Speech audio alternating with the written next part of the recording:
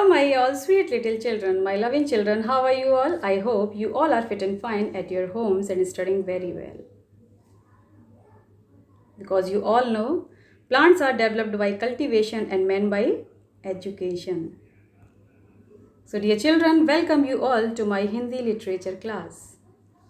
Today, I am Mrs. Rashmi, your Hindi teacher, going to teach you about the chapter number 7, Vaisakhi पर्व। आपका अध्याय 7 है बैसाखी पर्व। ये एक त्योहार है, फेस्टिवल है ये भी एक। इसकी प्रतिध्वनि देखिए, भारत त्योहारों और रंगों का देश है। यानी जो हमारा भारत है, जो हमारा इंडिया है, वो त्योहारों का देश है। यानी इसमें बहुत सारे फेस्टिवल्स मनाए जाते हैं और रंगों का देश है। बहुत सारे रंग भी आपको यहाँ देखने को मिलेंगे।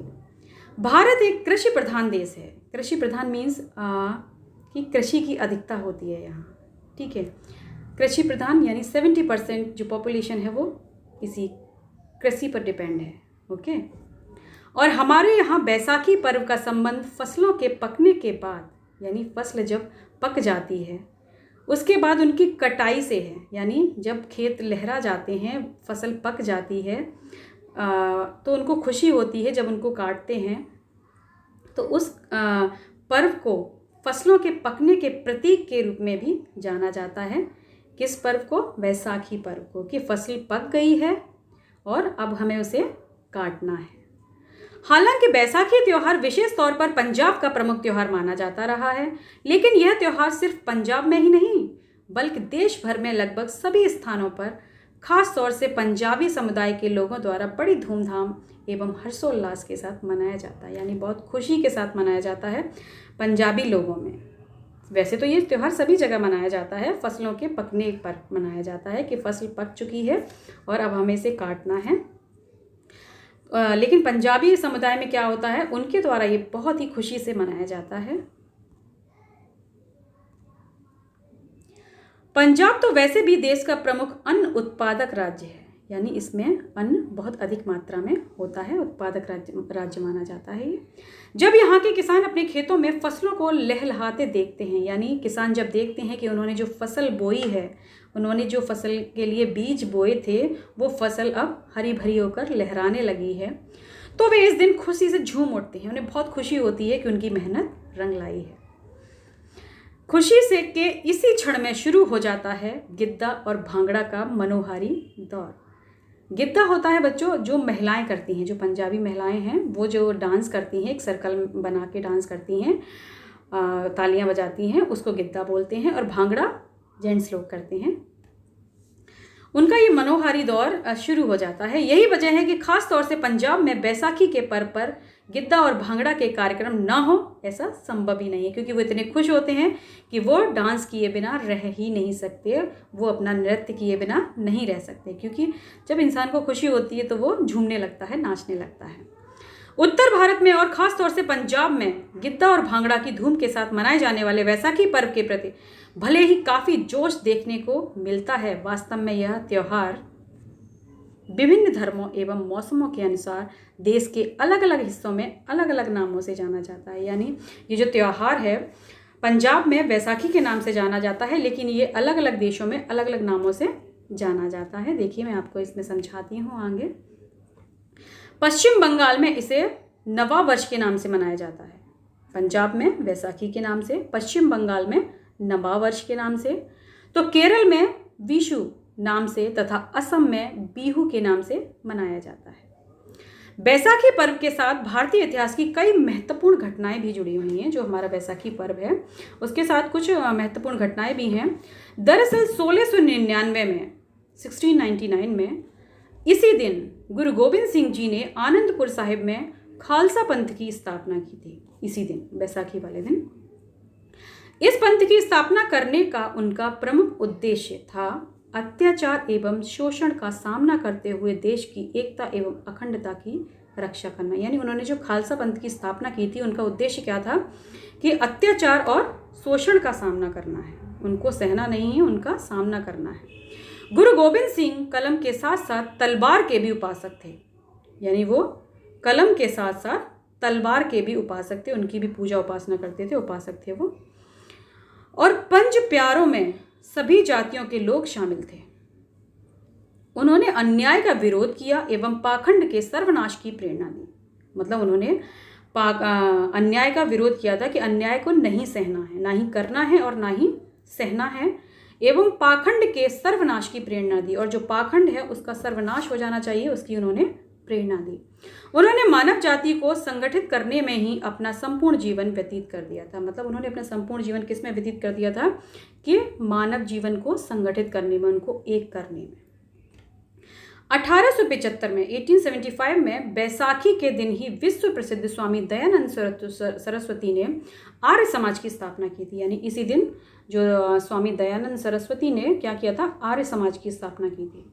स्वामी दयानंद सरस्वती द्वारा स्थापित आर्य समाज नामक संस्था को आज भी सामाजिक क्रांति का प्रतीक माना जाता है। बताया जाता है कि लाहौर पर विजय प्राप्त करने के बाद वापस लौटे शेर पंजाब महाराज रणजीत सिंह का राज तिलक बैसाखी के दिन ही हुआ था। यानी बैसाखी के पर्व से बहुत सारी घटनाएं जुड़ी हुई हैं। महाराजा रणजीत सिंह ने पंजाब में सिख राज्य की नींव रखी थी। जो महाराजा रणजीत सिंह थे उन्होंने पंजाब में सिख राज्य की नींव रखी थी। उन्होंने अपनी सरकार में विभिन्न सैनिक एवं असैनिक पदों पर सभी धर्मों के लोगों को नियुक्त किया था। यानी उन्होंने सैनिक और असैनिक पदों पर सभी धर्म, यानी कोई धर्म का भेदभाव नहीं था, सभी धर्म के लोगों को उन्होंने नियुक्त कर लिया था।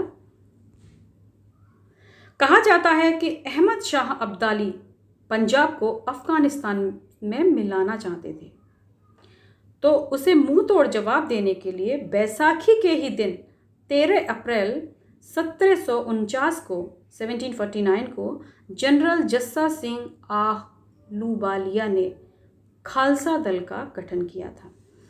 यानी जो अहमद शाह अब्दाली पंजाब थे वो अफगानिस्तान में मिलाना चाहता था उसको, पंजाब को अफगानिस्तान में मिलाना चाहता था। कौन मिलाना चाहता था? अहमद शाह अब्दाली। तो उसे मुंहतोड़ जवाब देने के लिए बैसाखी के ही दिन 13 अप्रैल 1749 को जनरल जस्सा सिंह ने आहलूवालिया ने खालसा दल का गठन किया था। सांस्कृतिक एवं ऐतिहासिक संदर्भों के अलावा बैसाखी का त्योहार स्वतंत्रता संग्राम से भी गहरा संबंध रखता है। जब स्वतंत्रता संग्राम हुआ था, हमारी स्वतंत्रता के लिए जो लड़ाई हुई थी, उससे भी गहरा संबंध रखता है। 13 अप्रैल 1919 का बैसाखी का दिन एक अशुभ दिन के रूप में भी जाना जाता है और चीख पुकार अंग्रेजों के जुल्मों की दास्तां बयान करता है। इसी दिन अंग्रेज जनरल डायर के आदेश से अमृतसर में भयानक जलियांवाला बाग नरसंहार हुआ था। यानी बहुत सारे लोग यहाँ पर, जलियांवाला हत्याकांड जो हुआ था उसमें बहुत सारे लोगों को मारा गया था। बहुत ही चीख पुकार हुई थी उस दिन भी, वो भी बैसाखी का ही दिन था, इसीलिए इसको अशुभ दिन के रूप में भी माना जाता है। बैसाखी के पर्व के संबंध में कुछ अंधविश्वास भी प्रचलित हैं। यानी कुछ अंधविश्वास भी हैं लोगों को कि यदि बैसाखी के दिन बारिश होती है या आसमान में बिजली चमकती है तो उस साल बहुत अच्छी फसल होती है। यानी उन लोगों का ये मानना है कि अगर बहुत अच्छी बारिश होती है उस दिन और बिजली चमकती है तो फसल भी अच्छी होती है। इस तरह देखा जाए तो बैसाखी का त्यौहार हमारे लिए खुशियों का त्यौहार तो है ही, इसके साथ साथ यह दिन हमारे स्वतंत्रता संग्राम के इतिहास की कुछ कड़वी यादें भी संजोए हुए हैं।